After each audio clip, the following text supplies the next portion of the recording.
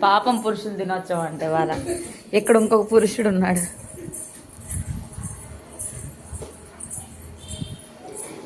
నువ్వేంటి ఆ పిల్లడికి బాయ్ చెప్పకుండా వెళ్ళిపోతావా? పాపం పురుషులు. బాయ్ ఆడికి వెళ్ళటంలా నువ్వయ్యా. పాపం పురుషులు దినోత్సవంలో ఇదే మొదటి భాగం.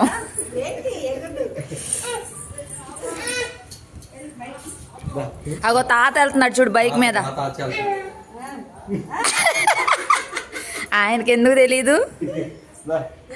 తాత చెప్పులు వేసుకోవాలా, నాన్న షూ బ్యాగ్ కూడా తగిలించుకున్నాడు. నానే ఖచ్చితంగా వెళ్తాడు.